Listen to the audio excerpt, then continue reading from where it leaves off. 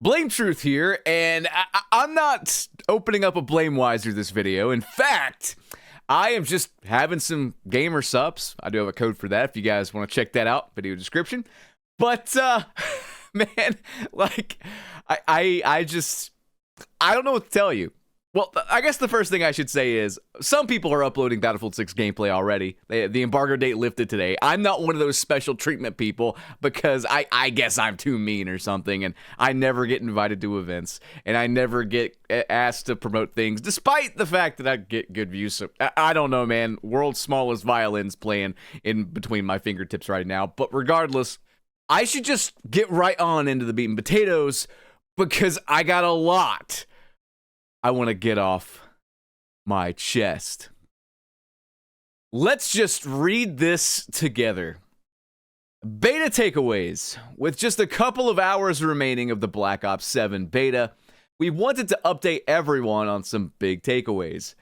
First, on behalf of all of us at Treyarch and the Black Ops 7 team, thank you for playing. The Call of Duty community is unmatched, and playing BO7 with you throughout the past week has been a ton of fun. The beta has given us the opportunity to do new things, including the first ever debut of zombies in the Call of Duty beta, and rapidly test and implement player feedback. As we set our sights on launch, we've got some important plans we'd like to share. Matchmaking update. I can't believe I am fucking reading this right now. We know the big question on everyone's mind coming out of the beta is how will matchmaking work in Black Ops 7? At launch, open matchmaking with minimal skill consideration will be the default for Black Ops 7 multiplayer. Simply put, imagine the matchmaking experience of Open Mosh Pit from the beta, but as the standard in Black Ops 7 on day one. Our team feels strongly about providing players with a more varied experience, and the beta proved to be a great opportunity to test this approach. We'll be sharing more details as we get closer to launch. Guys, I understand if you've checked out of the series entirely. Trust me, I do, because I pretty much have done the same. However, if nothing else, give yourselves a pat on the back. Think Battlefield 6 in the comment section below. And thank everyone who has ever called this shit out on YouTube from day one in 2019. It's insane to me that I sat up here in a fucking video and read what I just read you. I had to read it again before making this video because I thought it was fake. I thought someone tricked me. I had to check the URLs and shit. I'm like, what? There's no way. My God. I just cannot believe that we were here. Me and guys like me were right the entire time. And their blog post, I wouldn't be surprised if they deleted it and tried to scrub it from the fucking internet. The one pertaining to SBMM and why it's in the game. We'll cover that later. But, guys, I gotta just... there's more, though. There's actually more. This is unreal. Persistent lobbies. We've heard the community discussion and dialogue around lobby disbanding, and as we mentioned earlier during the beta, we're focused on keeping players together from match to match more often. Today, we're excited to announce we'll have persistent lobbies at launch for Black Ops 7.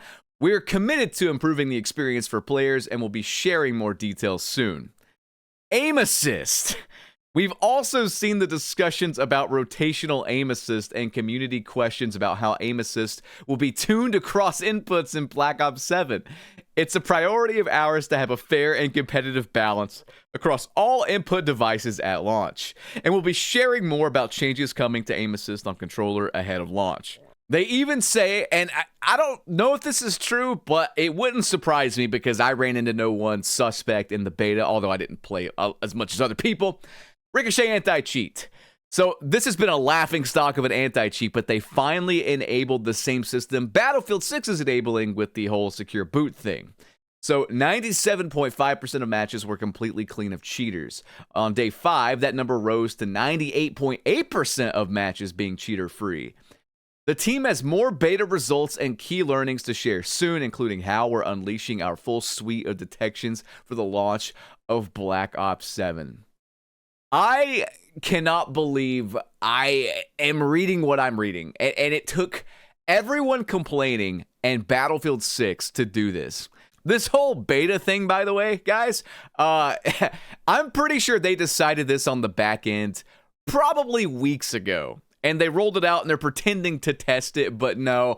I think this was decided upon like weeks, if not months ago. This was just decided well in advance. So even in like giving us what we want, they can't really be honest. I don't think they were collecting data at all, guys.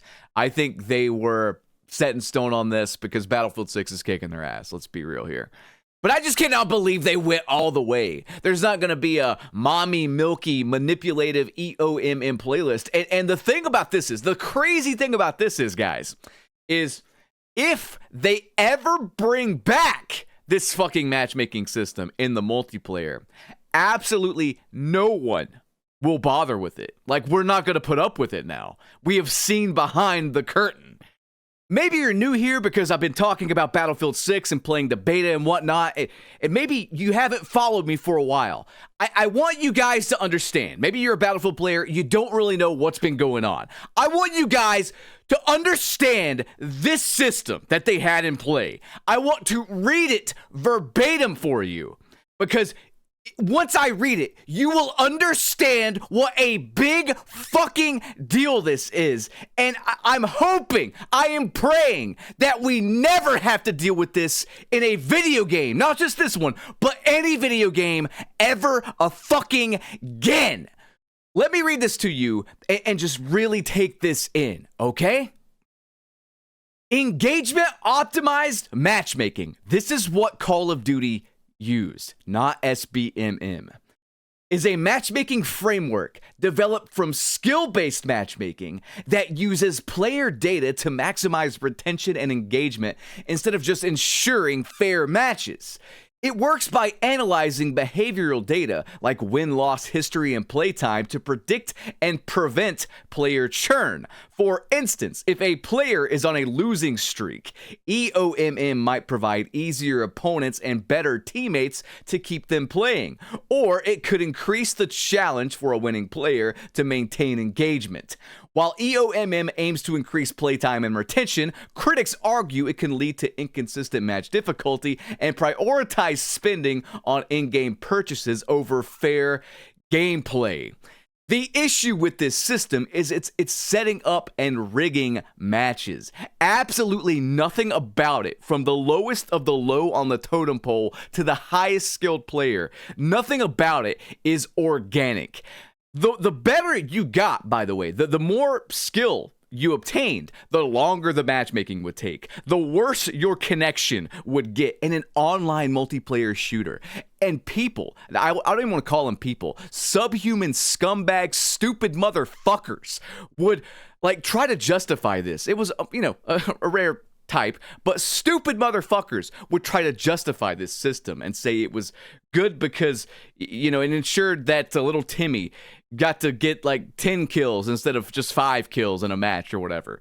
Despite the fact that if you got good at all, you would be negatively affected. You'd spend more time waiting in lobbies. Your connections would be worse. Absolutely no system should exist in a just, arcade shooter where your connection is harmed in the name of helping anyone else. That is not right at all. But on top of that, every single negative aspect of the game is made worse when you're just playing less handsome, in my case, clones of myself. This game is not meant to be competitively balanced in this like arcade, just out of the box environment. And yet I am supposed to play every match like I've never spoken to a fucking woman before. Like, what? I don't get it. I'm just shocked. In fact, did I not say in a previous video, if you go all the way and remove this, You have my interest this year. I will play your game this year. And they fucking did it. I cannot believe. Like, is this the return of BT that doesn't want to drink himself to death because all the fucking FPS games he plays are so shitty? Is this the return of that? I don't think you guys understand that when I first started playing Call of Duty games on YouTube in 2008, I was a happy YouTuber. I rarely complained. That's not entirely true. I still had a lot to complain about. I complained back in Modern Warfare 2 in 2009 into 2010 because of the One Man Army noob tubes, among other things. And then I didn't battle in Activision for a long time. But the point is that I enjoyed myself overall. You know, when Black Ops 2 came out, I was like, God, this game's awesome. And I played that game all year and I had a great time. And then Ghosts came out and I wanted to teabag a live bear trap because it was so bad. But the point of all this is that, like, I can actually, I can't believe I'm saying this. I can make content that isn't specifically shitting on the game because it sucks now. I can make videos playing the game and enjoying myself. Now, do I think it will be perfect? No. If you took out skill-based matchmaking from Black Ops 6, would I have played it?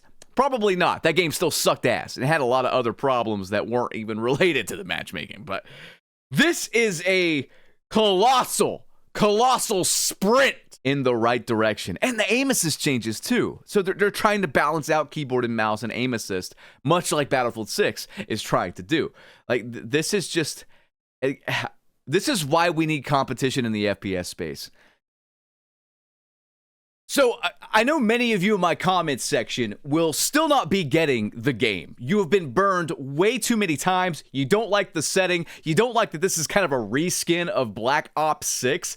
I actually don't mind, personally, that it's a reskin of Black Ops 6 because I barely touched Black Ops 6. I avoided that shitty fucking game, so this might as well be a new experience for me. And this is going to shock some of you, but I would say, honestly, my favorite multiplayer of every single Call of Duty, this is going to shock a lot of people, is probably Black Ops 3. I know. I think that game, as far as the advanced movement Call of Duties, is considered the best, but even above Black Ops 2, I think I may have preferred Black Ops 3 just a little bit more. And this game kind of gives the vibes of both. I can't lie and tell you that I don't think that the setting is harmful to it. I don't mind the setting. I don't mind futuristic settings or whatever. That doesn't really bother me. I mainly care about the gameplay. And the gameplay, as you're seeing in this particular lobby here with no SBMM, of course, this is from the beta, but like, dude, it's a night and day difference. Like, the game, while not spectacular from my time in the beta, I'd probably give it like a 7 out of 10, honestly. Like a 7 out of 10. It's playable. It's pretty good. Now, here's the crazy thing, right? I'm still planning on playing Battlefield 6, but I want you guys to know something, and maybe you can relate to this. Maybe you can relate to this. If you can relate to it, please leave a comment below. I am, especially as I've gotten older, I am incredibly introverted. This happened last night, okay? This happened last night. I couldn't find a topic to make a video on, so I went out late at night after just kind of stewing all day. And I went to the movies alone, and I watched a movie alone at like 9:30 at night, and I was the only one in the theater, and I had the best fucking time I have had ever in a theater, if I'm being completely honest. You know, I'm a very introverted person. I could spend just months alone. You put me in solitary confinement in prison, I'd be like, hell fucking yeah, dude. Bring me a book and maybe like a Blu-ray set of Breaking Bad, and I will be chilling, man. It's pretty remarkable, actually. I really like gaming just in silence. It's a way for me to unwind. It's a way for me to get away from the noise. I like to just play video games alone and just enjoy myself and see what I can do alone. And it's a great way for me to just chill.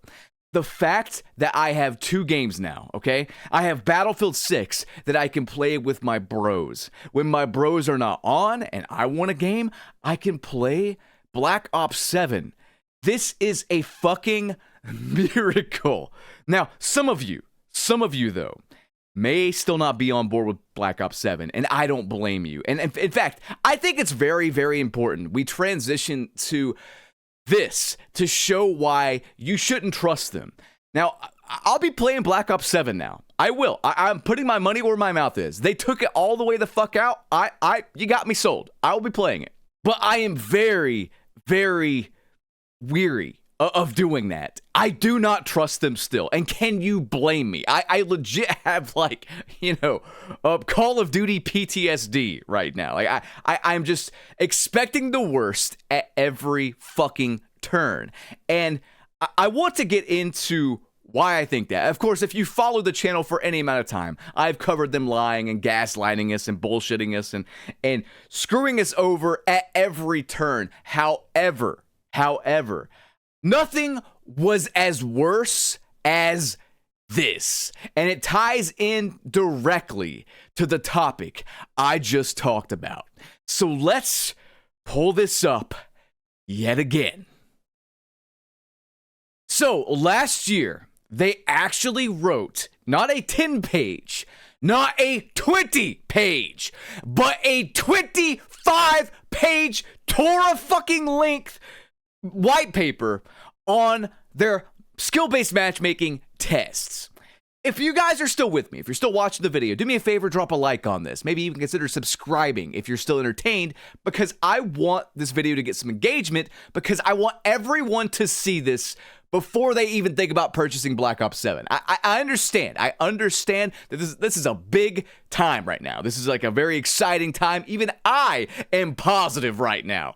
But you need to see this to see the bullshit they fed you. And this is a prime example of why you should not trust them. Let's read this, okay? The role of skill in matchmaking. This is published by them. I'm not changing anything. I'll leave a link to this in the pinned comment. Call of Duty matchmaking is a complex and multifaceted domain. On April 4th, 2024, we released the first in a series of white papers exploring the impact of prioritization of ping and matchmaking. In this document, we will discuss the topic of skill in core multiplayer matchmaking, its implementation, and how we have observed positive results from the fine-tuning of skill and the matchmaking algorithm used by Call of Duty. I'm of course not going to read the full 25 pages. I would not subject you guys to such torture, but I will give you the highlights here, okay? Here is a graph showing how low-skill players apparently play the game. Average skill percentile disparity rises, resulting in tougher matches for lower-skilled players. Lower-skilled players play less, resulting in a shifting lower-skill bracket. This is the feedback loop, apparently.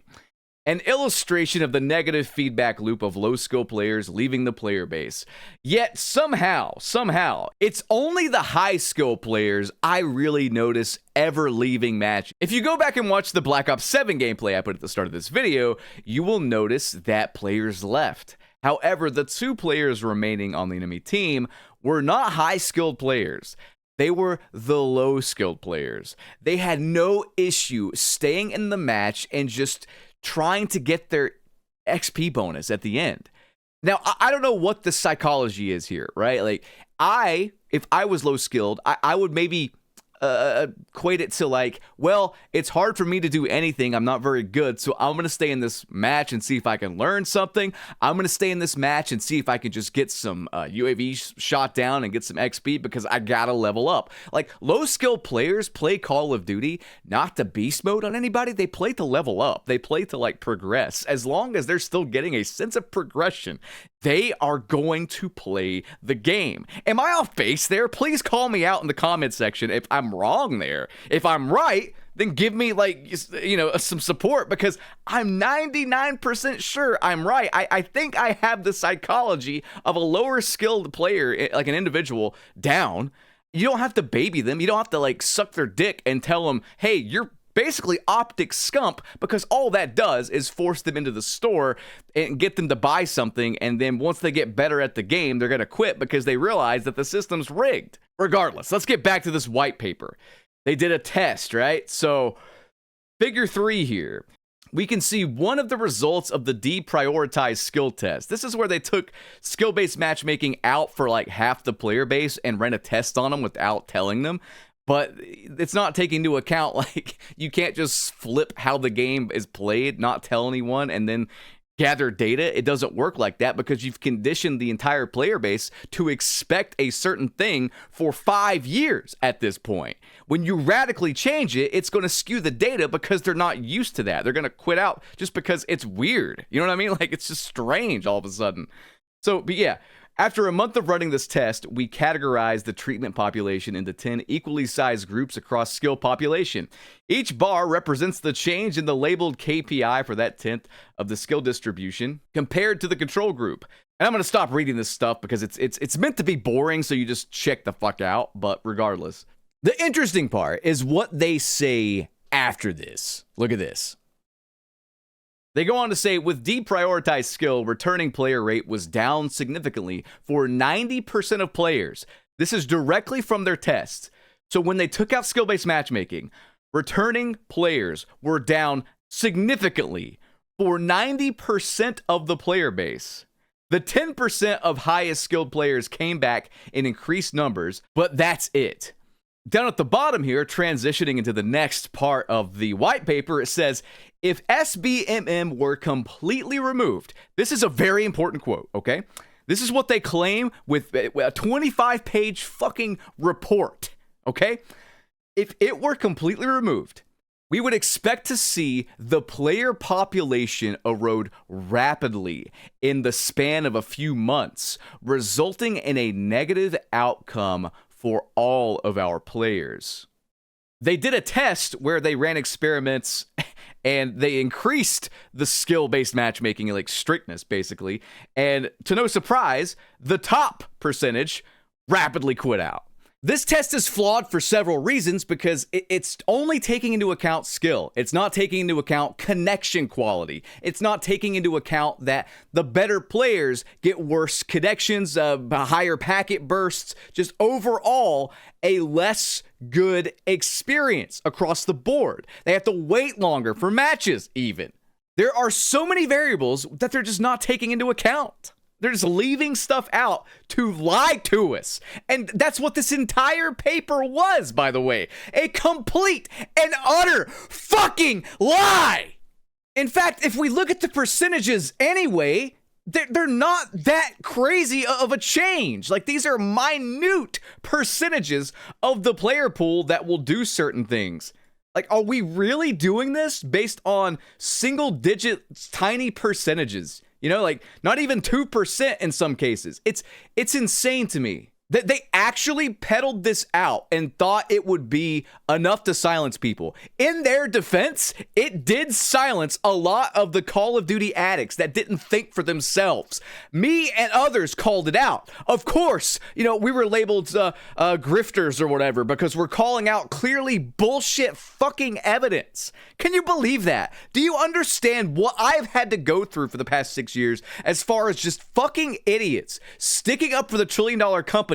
And yet I was right the entire time, or else they wouldn't be doing what they're doing now. And make no mistake, they're not doing this out of the goodness of their heart. They're not doing this because of some fucking data test they ran in the beta. They are doing this because they are losing money. It's exactly what I have been telling you for the past 6 years. Can I get an amen? And again, if you're still watching, like this video, because good God, people need to see this. This is not an endorsement to buy Black Ops 7, by the way. Far from it. This is trying to show you exactly who you're dealing with. But maybe you're still not convinced. So let's check the data ourselves. Skill-based matchmaking was on all year. The standard fucking fare was on all year in Black Ops 6. And we can see that at no point did it ever retain players via Steam charts. We have the data here. Like, this Steam charts representation here proves their fucking data wrong. It does not retain players. Like, that bump in April was not because of Black Ops 6. It was nothing Black Ops 6 did, actually. Because this game's tied into Warzone, this was the release of Verdansk. And this release went over pretty well. They took their time on it, made sure it released with minimal bugs and minimal issues, and wouldn't you know it, the player base came back, at least temporarily, until other bugs, issues, and cheaters took the reins again and forced people off the game. I'm going to say this as clearly as I fucking can to every single one of you at Activision, Blizzard, Beenox, Raven, Infinity Ward, Treyarch, Sun Timber Games, whoever else is fucking working on this game. Because there's so many devs and so many people involved right now, okay? Microsoft, yeah, Phil Spencer himself. I'm going to say this to you.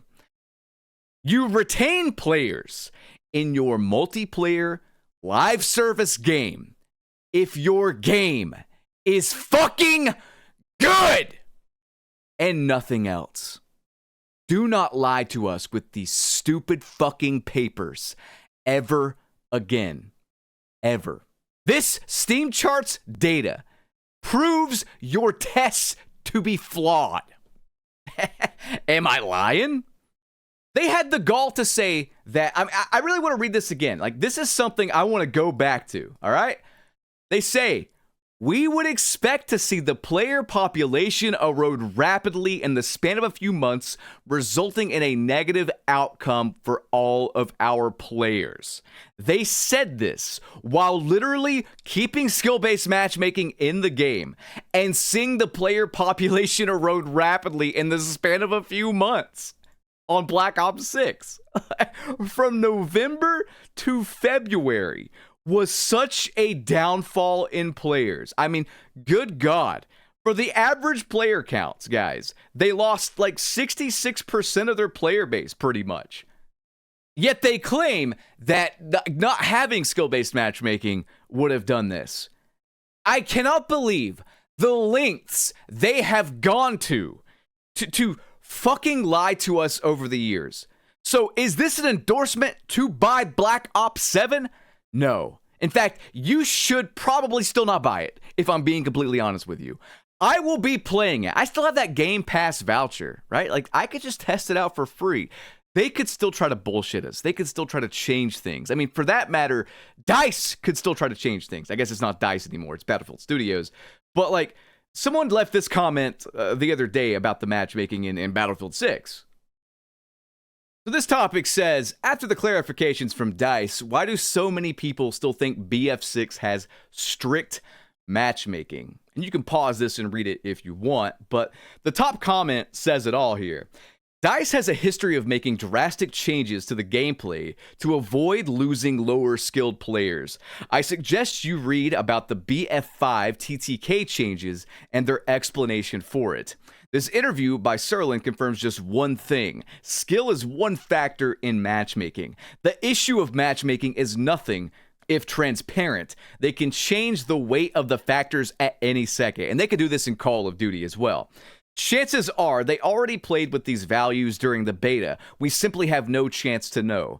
If we have a repeat of the BF5 situation with new players leaving too quickly, you have to be really naive to believe they won't tweak things to keep player retention high.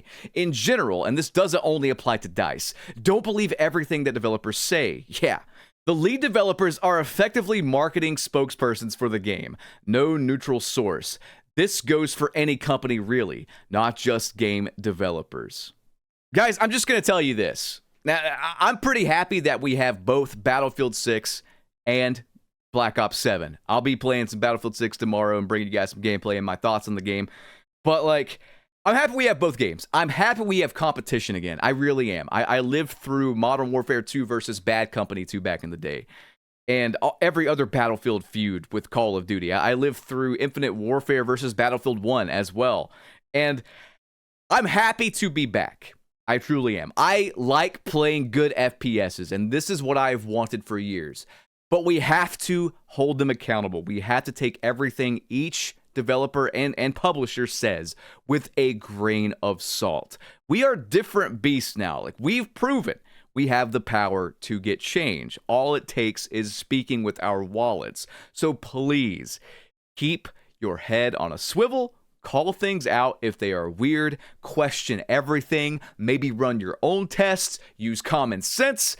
And with that, I am actually going to open up a Blame Wiser after the commentary is over in celebration that I finally, after like 6 fucking years, have an FPS to play that isn't dog shit. And I have 2 of them to play. Hopefully. It depends on what they do with the full releases, to be honest with you. But so far, I am pretty happy. But I'll be covering everything every step of the way and calling out anything they do wrong. Trust me. I will catch you guys on the next one. Like this video, comment, subscribe. Peace out.